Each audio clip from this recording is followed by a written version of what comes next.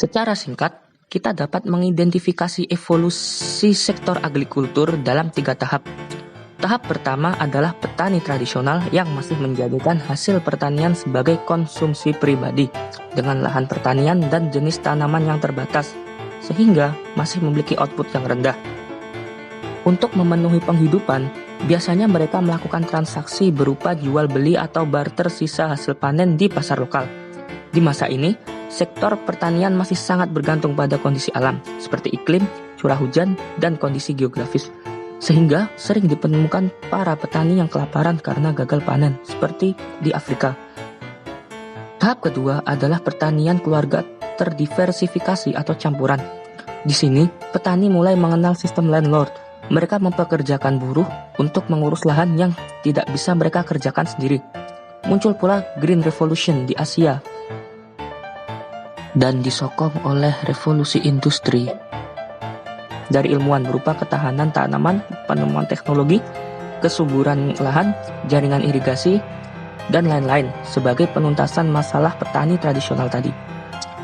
Di sini, agrikultur bersifat passive and supporting role atau pertanian pedesaan yang hanya berfungsi sebagai pelengkap industri dan sumber makanan masyarakat di perkotaan. Tahap ketiga yaitu pertanian modern. Secara eksklusif bergerak di bidang produktivitas tinggi. Pertanian lebih terspesialisasi dengan modal kapital besar diarahkan ke pasar komersial dengan cakupan yang lebih luas. Fungsi pertanian tidak lagi sebagai passive and supporting role, tetapi sebagai salah satu sumber PDB negara seperti di negara-negara maju. Namun dalam perkembangannya, evolusi dalam sektor agrikultur seringkali mengalami beberapa masalah dan hambatan. Kemampuan produksi pertanian telah mengimbangi pertumbuhan populasi meski Neil Malthus memprediksi kekurangan pangan global akan muncul. Penelitian oleh Lembaga Penelitian Kebijakan Makanan Internasional menunjukkan berbagai program yang berhasil telah mengurangi kelaparan dan meningkatkan produktivitas pertanian sekaligus selama beberapa dekade terakhir, termasuk keberhasilan Green Revolution di Asia. Namun sayangnya, produksi pertanian terus meningkat di seluruh dunia secara luas mengimbangi meningkatnya populasi, tapi kemajuannya sangat tidak merata. Masih ada beberapa negara yang masih menderita kelaparan dan kemiskinan, terutama negara berkembang. Alasan utama untuk kinerja pertanian yang relatif buruk di daerah berpenghasilan rendah adalah pengabaian sektor ini dalam prioritas pembangunan pemerintah mereka. Struktur sistem pertanian di negara-negara berkembang. Ada 3 situasi pertanian di negara-negara berkembang. Yang pertama, pertanian masih merupakan sumber utama pertumbuhan ekonomi. Lebih dari 2/3 penduduk miskin di negara berkembang tinggal di pedesaan. Kedua, sebagian masyarakat yang ada di dunia adalah masyarakat pedesaan. Kemudian yang ketiga, adanya urbanisasi. Urbanisasi adalah perpindahan penduduk dari desa ke kota atau kota kecil ke kota besar, di mana banyak masyarakat miskin di perkotaan. Untuk meningkatkan kesejahteraan perempuan harus memiliki sumber daya sendiri yang dalam hal ini digunakan untuk kesejahteraan keluarga, terutama untuk anak-anak.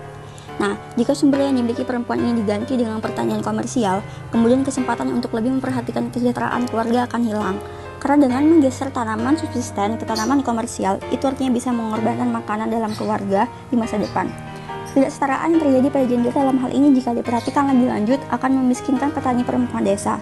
Karena program penyuluhan pemerintah yang menyediakan sumber daya secara eksklusif untuk laki-laki cenderung memperburuk kesenjangan yang ada antara akses laki-laki dan perempuan terhadap sumber daya. Nah, dalam jangka panjang jika terus dibiarkan, perempuan yang tidak memiliki akses dan upah yang rendah akan memungkinkan adanya kekurangan gizi pada anak-anak mereka di masa depan. Untuk itu, desain kebijakan harus memastikan bahwa perempuan mendapatkan manfaat yang sama dari upaya pembangunan. Karena peningkatan produktivitas perempuan itu juga sama artinya meningkatkan kesejahteraan keluarga secara keseluruhan dan merupakan inti dari strategi pembangunan pedesaan. Core requirements of strategy of agricultural and rural development. Jadi tujuan utama dari pembangunan di sektor agrikultur adalah untuk meningkatkan taraf hidup para masyarakat dan petani. Hal itu dapat diwujudkan dengan improving small scale agriculture dengan menggunakan teknologi dan inovasi. Inovasi teknologi digunakan untuk menggantikan tenaga kerja manusia yang dinilai kurang efektif, tapi memiliki tantangan berupa bertambahnya pengangguran karena menimpa angkatan kerja yang digantikan oleh mesin. Selain itu, pemerintah serta kebijakan yang dibuat harus sejalan dengan kepentingan para petani, misalnya pemberian kredit dan insentif wadah para petani. Selain itu, petani juga memerlukan sebuah organisasi yang menaungi para petani. Hal ini bertujuan untuk petani bisa mengambil keuntungan dari sebuah peluang baru. Kesimpulannya, untuk realisasi pertanian berorientasi pembangunan desa, struktur pertanian dan pola penguasaan lahan harus disesuaikan dengan tujuan ganda dari meningkatkan produksi pangan. Selain itu, pemerintah juga harus mendukung para petani agar petani tidak terlalu terbebankan dengan dirinya sendiri. Terima kasih.